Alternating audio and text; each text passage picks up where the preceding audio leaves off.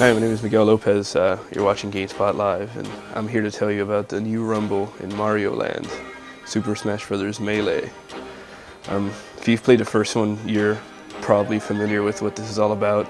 Basically, 1 to 4 players going at it in crazy 2D fighting, drawing from all the elements of Nintendo's famous franchises, its characters, its settings, and even some of its items, special moves, and that sort of thing.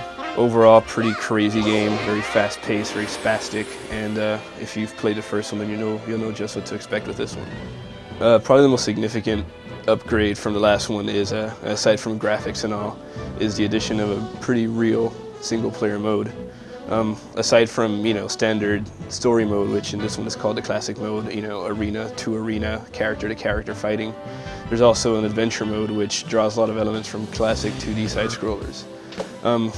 For instance, the first adventure mode stage takes place in something that's highly reminiscent of a level from the original Mario Brothers, albeit in full 3D, fully animated with, nice polygonal Goombas and Koopas and such.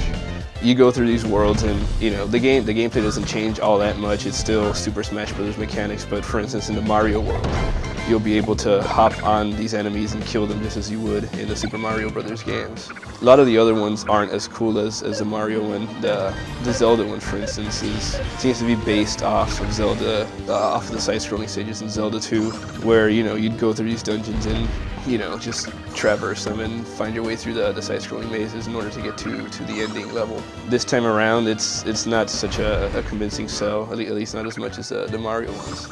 Basically, they're populated with monsters from every Zelda game, and it just seems to be more thrown together in terms of level design than the other ones.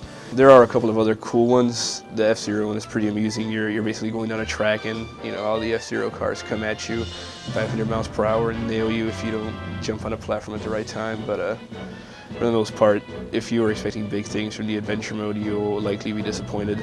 Versus Giant Captain Falcon. Ready? Go!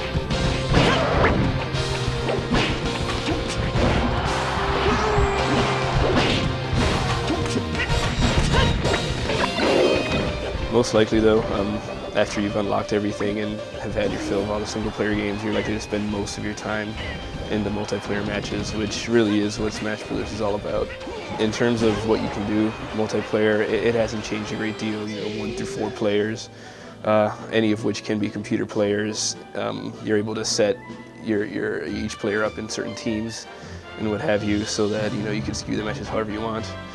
A bunch of parameters can be altered. You could adjust the frequency of the weapons and items that appear. You can even select, special rules for it. For instance, you could make every player a giant version of his or her character, or conversely a tiny version or an invisible version. But overall, when you have 4 people playing the game and everybody's into it, it's probably one of the best multiplayer experiences out there. In regards to the fighting system itself, it really hasn't changed a great deal. They've added a couple of moves and they've changed the way certain things work. Grabs, for instance, aren't as effective as they were before. Now, you'll feel as if their range has decreased, or as if, for instance, Samus shoots her grapple beam out. It doesn't feel as if it goes as far, or it's not as sticky enough as it was before. So that's kind of cool. The game is much more is more about doing the actual smash moves, not people that are supposed to just going up to them and throwing them when they're low on energy.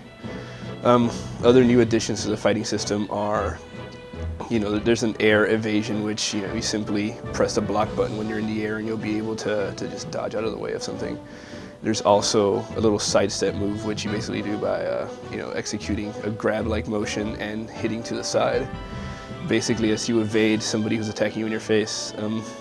Neither of these moves really alter the gameplay too much.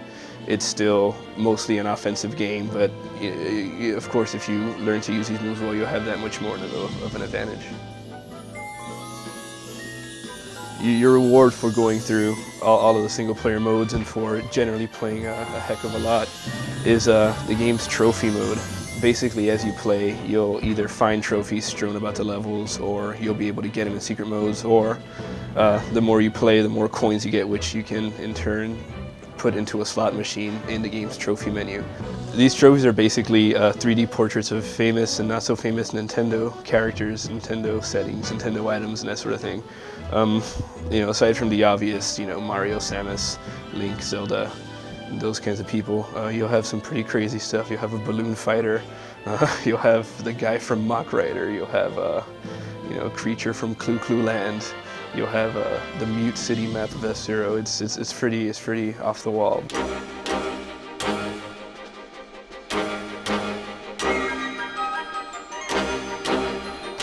If you've been following the game at all, you'll know that Smash Brothers is, you know, essentially a highly beautified version of the original with a whole bunch of extras thrown in for fans, not only of the original game but just Nintendo fans in general.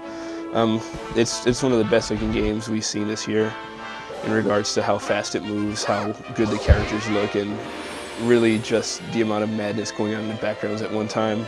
As on its own merits, it's probably one of the best multiplayer games available for any platform. And obviously, if you have a GameCube, you're going to want to check this one out. It goes without saying, if you're a Nintendo fan, this is definitely for you. So check it out. It's going to be out very soon, and we highly recommend it.